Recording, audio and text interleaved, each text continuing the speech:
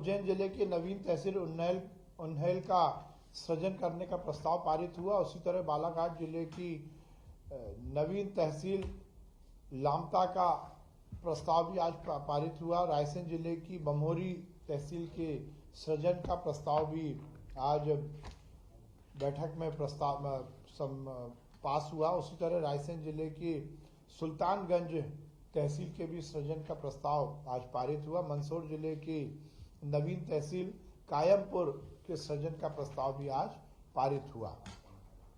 उसी तरह भारत सरकार वस्त्र मंत्रालय की पीएम मित्र योजना अंतर्गत प्रदेश में टेक्सटाइल पार्क की स्थापना हेतु एसवीपी के गठन संबंधी ज्वाइंट वेंचर एग्रीमेंट मेमोरेंडम एवं आर्टिकल ऑफ एसोसिएशन प्रारूप के अनुमोदन के संबंध में भी प्रस्ताव पारित हुआ। माननीय मुख्यमंत्री जी की जो घोषणाएं विगत दिनों में थी, उसमें ग्राम पंचायत से नगर परिषद बनाने की हमारी सरकार की ये एक बड़ी उपलब्धि है कि हमने लगातार ग्राम पंचायतों को नगर परिषद में परिवर्तित किया है। उसी तारतम्य में आज जिला मंदसौर में नगर परिषद नाहरगढ़, जिला सीधी में नगर परिषद सेमरिया, शाजापुर जिले में अवंतीपुर बड़ोदिया, मंदसौर में नगर परिषद बोलिया, मंदसौर जिले में ही नगर परिषद गांधीनगर, सतना में नगर परिषद सिंहपुर, शाजापुर में नगर परिषद गुलाना, हरदा में नगर परिषद रहट गांव, शहडोल में नगर परिषद व्यवहारी को नगर पालिका परिषद में उन्नयन की आज प्रस्ताव पारित हुआ। मध्य प्रदेश भवन विकास निगम के सुचारू संचालन के लिए आज 77 नवीन पदों के सृजन की स्वीकृति भी कैबिनेट में दी गई।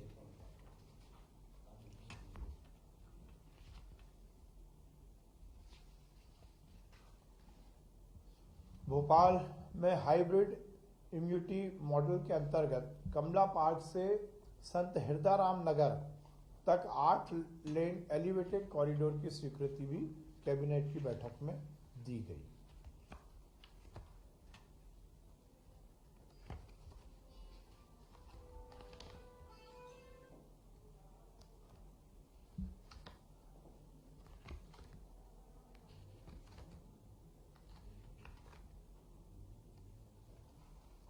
मध्य प्रदेश माननीय मुख्यमंत्री जी ने विगत दिनों घोषणा की थी और वो वर्ग जो शायद बहुत मेहनत के साथ गांव में काम करता है, कोटवार, उनके जीवन में नई ऊर्जा लाने और नई रोशनी लाने का प्रस्ताव आज कैबिनेट में पारित हुआ। मध्य प्रदेश के ग्राम कोटवारों को सेवा मुक्त होने पर 1 लाख रुपए देने का प्रस्ताव सरकार की ओर से अनुमोदित किया गया। सहकारिता आंदोलन में भी आज एक बहुत बड़ा फैसला शिवराज कैबिनेट ने लिया है। सहकारिता विभाग के अंतर्गत 5006 जो पैक्स और लैंप्स सोसाइटी हैं, उनको अब प्रबंधकीय अनुदान सरकार की ओर से दिया जाएगा। 3 लाख रुपए साल का उनको ये वित्तीय अनुदान दिया जाएगा, जिससे उनका जो प्रबंधकीय जो सेटअप है उसमें बहुत बड़ा योगदान उनको मिलेगा। इससे निश्चित रूप से सहकारी आंदोलन मध्य प्रदेश में बहुत मजबूत होगा। उसके साथ ही समिति की उचित मूल्य की दुकान में कार्यरत समस्त विक्रेताओं को पारिश्रमिक और मानदेय के अतिरिक्त 3000 रुपए प्रति माह की भी वृद्धि आज प्रस्तावित की गई, जिसको कि कैबिनेट ने मंजूरी दी है। समस्त शासकीय उच्चतर माध्यमिक विद्यालय में प्रथम स्थान पर आने वाली छात्र और छात्राओं को निःशुल्क स्कूटी देने के जो प्रक्रिया है उसको सरलीकरण किया गया और छात्र की मर्जी से ही वो स्कूटी को खरीद सकता है।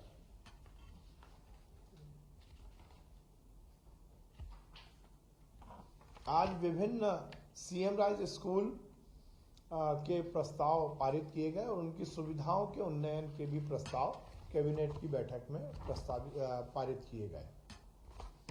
नर्मदा घाटी विकास विभाग के अंतर्गत बोहरीबंद माइक्रो, शहीद इलाप सिंह उद्वहन माइक्रो एवं खंडवा उद्वहन माइक्रो सिंचाई परियोजनाओं के निविदा आमंत्रण की भी स्वीकृति आज कैबिनेट में दी गई।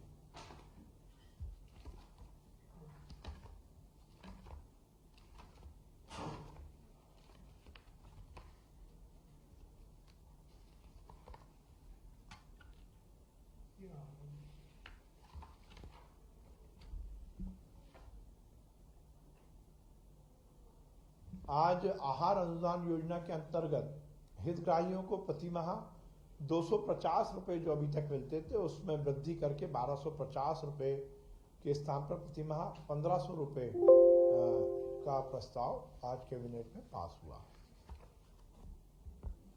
इसी तरह माननीय मुख्यमंत्री जी ने विगत दिनों एक बड़ी घोषणा युवाओं के लिए की थी। वो युवा जो कॉम्पिटिटिव एग्जाम में पार्टिसिपेट करते हैं उनको हर परीक्षा में परीक्षा शुल्क लगता था। माननीय मुख्यमंत्री जी ने घोषणा की थी कि अब एक बार ही उनको परीक्षा शुल्क लगेगा और इस संबंध में आज प्रस्ताव कैबिनेट में पास किया गया। इसी तरह छिंदवाड़ा जिले की तहसील पांडुरना एवं सोसर को समाविष्ट करके नवीन पांडुरना जिला बनाने का प्रस्ताव भी कैबिनेट में पास हुआ। शहीद हुए वन कर्मियों को मध्य प्रदेश शासन द्वारा शहीद घोषित करते हुए आश्रितों को 10 लाख से बढ़ाकर 25 लाख रुपए की विशेष अनुग्रह राशि देने का प्रस्ताव भी आज कैबिनेट की बैठक में पास किया गया।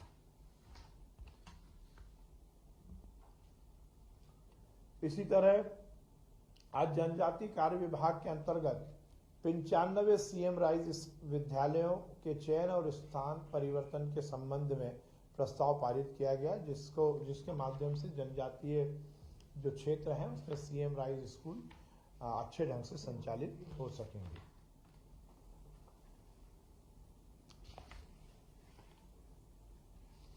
आज जनजातीय एवं लोक कलाकारों के प्रदर्शन के लिए दैनिक मानदेय और भत्ते में भी बढ़ोतरी की गई। अभी तक मानदेय 800 रुपए प्रति दिवस था, अब हमारे जनजातीय लोक कलाकारों को 1500 रुपए प्रति माह ये मानदेय मिलेगा और इसी तरह दैनिक भत्ता जो 250 रुपए था वो बढ़ाकर 500 रुपए किया गया है। इसी तरह माननीय मुख्यमंत्री जी की घोषणा अनुसार विवेकानंद युवा संस्थान की स्थापना भी मध्य प्रदेश में करने का प्रस्ताव कैबिनेट में पास हुआ है। इसी तरह महर्षि पाणिनि संस्कृत एवं वैदिक विश्वविद्यालय उज्जैन का कैंपस जिला रीवा में भी स्थापित हो सके, इसका प्रस्ताव भी कैबिनेट की बैठक में पारित हुआ। अमरपाटन जिला मैहर में नवीन शासकीय पॉलिटेक्निक महाविद्यालय की स्थापना का भी प्रस्ताव आज कैबिनेट की बैठक में पारित हुआ। इसी तरह निरामय योजना के अंतर्गत शासकीय कर्मचारी कार्यकर्ता संविदा कर्मियों को आयुष्मान भारत योजना से जोड़ने का प्रस्ताव भी आज कैबिनेट की बैठक में पास हुआ।